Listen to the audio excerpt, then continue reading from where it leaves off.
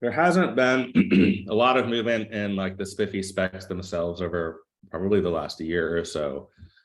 I think this is a pretty good sign. To me, they're fairly mature, and there's not too many gaps there. There is at least kind of one like amorphous gap, if you will. Like this is kind of like this gray hand wavy area, and a team of folks from the SPIFFE community and some folks in Brazil have been working on trying to make progress on this area for probably a couple of years now, I guess.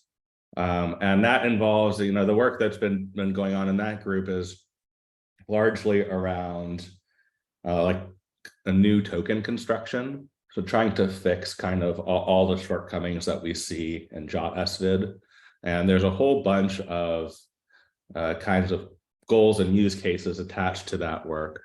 And it's been progressing fairly well, but it's still early. We've got new crypto schemes and things like that being cooked up. So it's also a little weird because I think this is not really the wheelhouse that SPIFFE normally plays in. SPIFFE normally is defining SVIDs on top of existing document types rather than inventing new document types. So here we found ourselves inventing a new document type because, well, there is no document that kind of meets the needs that we have.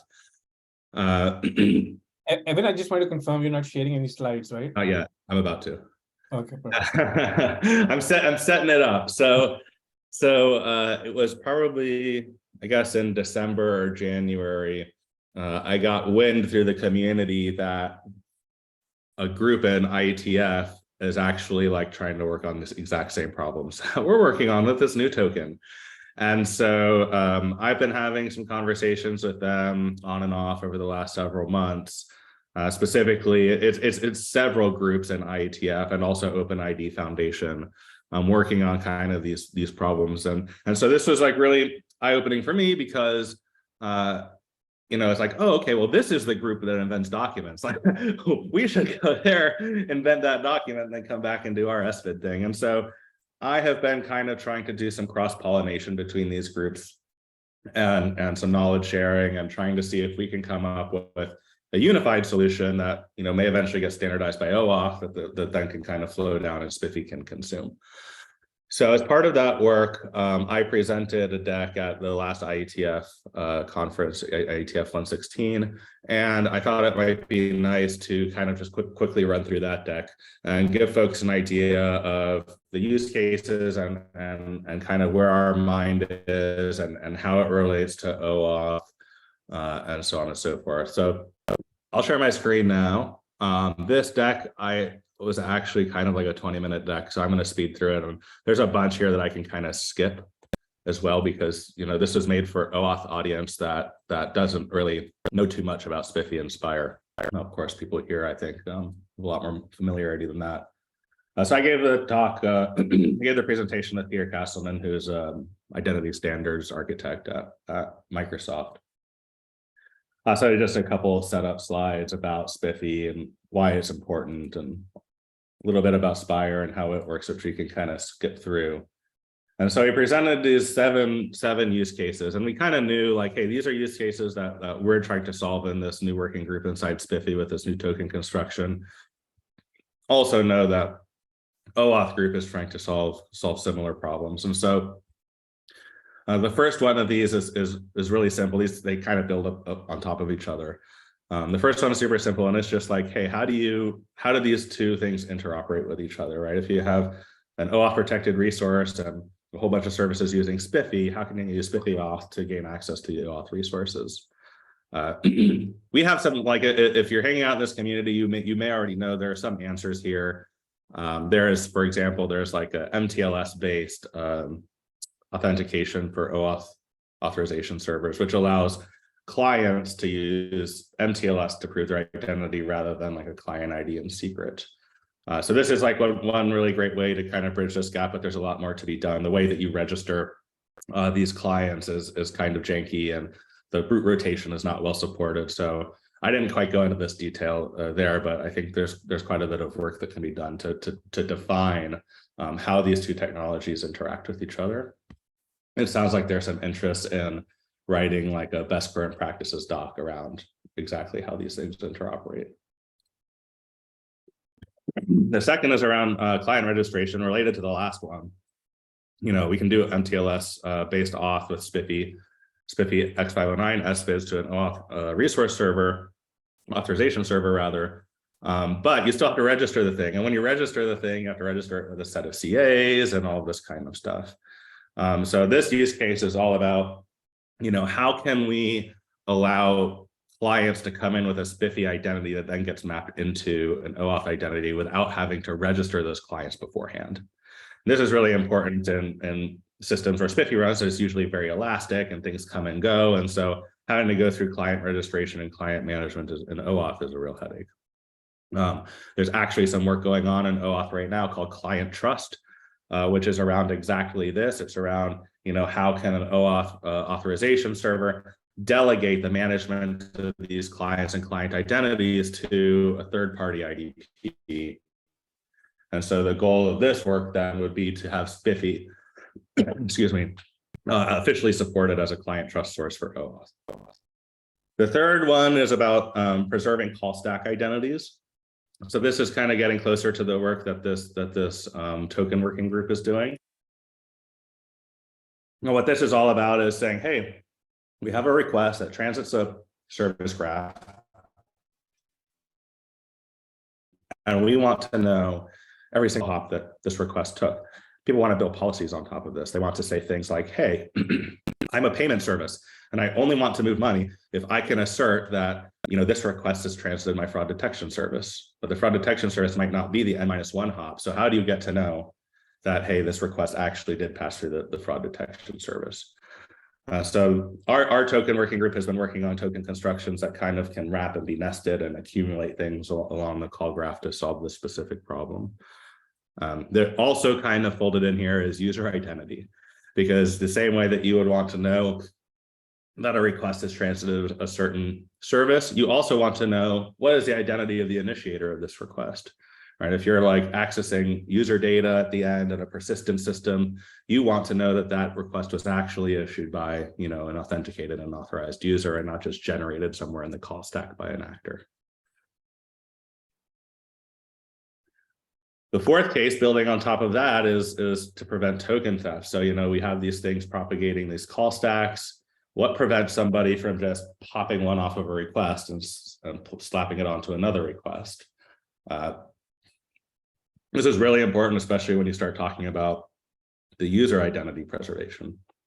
And so one of the ways we think about this is like request binding. Like I'll take a hash of the request, we're going to put it in the token, and then that gets forwarded down, and you only authorize a request if the hash of the request matches the hash in the token. The fifth one is around the collection of like all these attested attributes that Spire generates. So in the course of issuing a SPIFFE SVID, Spire does node and workload attestation, and there's a whole lot of valuable data that gets generated along these processes. And right now, we don't have any good way to use them. We log them, and then we use them to kind of figure out what identity is issued, but then they go away after this. And it'd be super useful to build policy on top of, for example, attribute-based access control. And so how do we capture all of these little measurements and data? How do we make them accessible at policy enforcement points? How do they get distributed? This kind of stuff. One of the things that we've been working on in this SPIFFE working group is, hey, if we have this token format that can kind of be wrapped up and extended, maybe each one of those wraps that we do, we can kind of sneak some of this attested attribute information in there. The sixth use case is around federation. So we have, these kinds of, what would we call them? Like configuration bits, I guess, that are required in order to stand up federation, endpoint information profile, URL, this kind of stuff. This currently requires like operator exchange out of band, and it's quite manual, especially if you're doing SPIFFE based authentication there. And so we're looking for a story that kind of codifies this information and distributes it and makes it available in a way that lowers the friction of like setting up and configuring these federation relationships.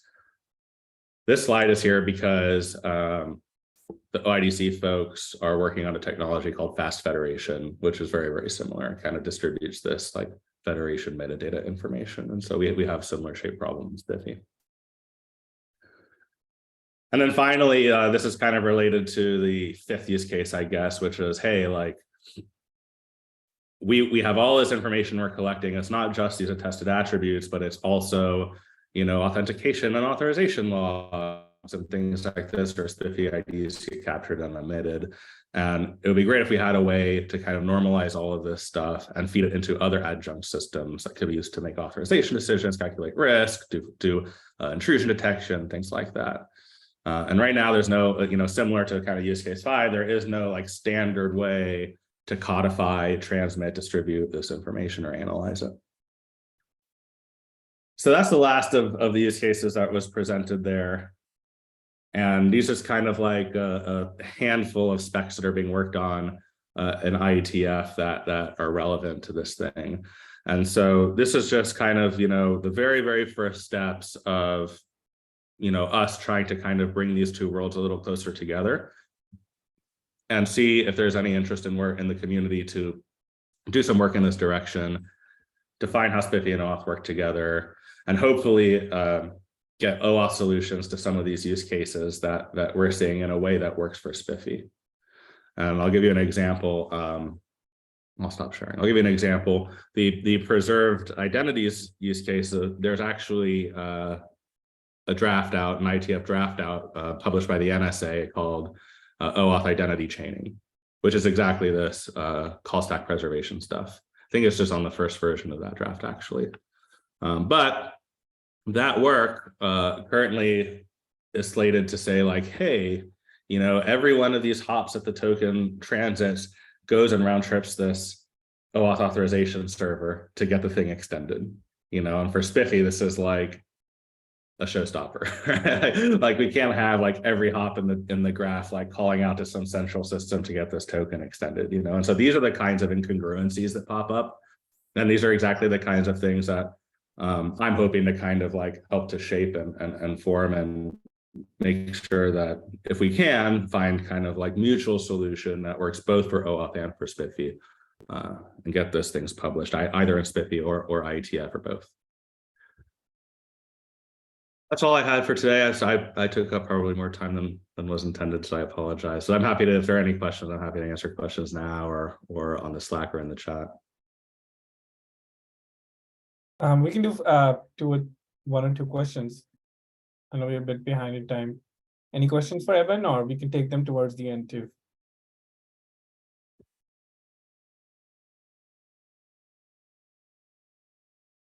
I think Dan is trying to talk, but I don't hear him.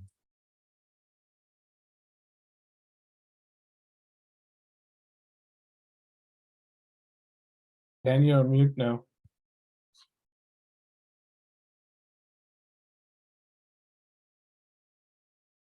Nope. These slides are posted somewhere so that I can see. Yeah, actually, I'll post a link into the community day Slack and also the Zoom. It is published as part of the IETF 116 materials. Okay, perfect. And any information around like use case number 6 would be interesting to me. Information around what? I'm sorry. Use case 6. Use case 6. Oh, okay. Yeah, sure. No problem. Yeah. Yeah, I think Dan, mic is not working, so he'll follow up later. Yeah, I'm sorry about that. I don't know why it sometimes switches over to the laptop mic. Anyway, thanks for this presentation, Evan. It's really, really useful. We did have a user who is not on this call right now. I just checked, who basically had a really hacky solution to get compatibility with OAuth by using a third-party OAuth server that also supported OIDC. So they're able to log into the OAuth server and then basically get an OAuth token, authenticate to it using OIDC, get an OAuth token from that, and then use the OAuth token to do other things. Anyway, it was pretty janky.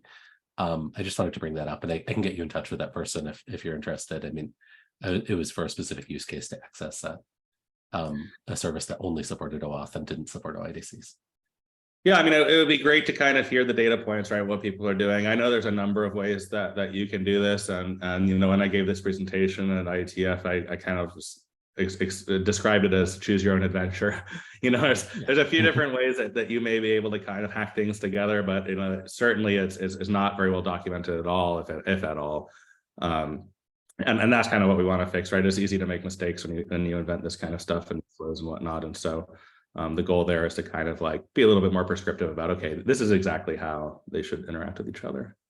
Totally makes sense. Yeah, if anyone does need this feature right now, though, it is possible. It's just takes a lot of complexity and setup right now, but it is doable.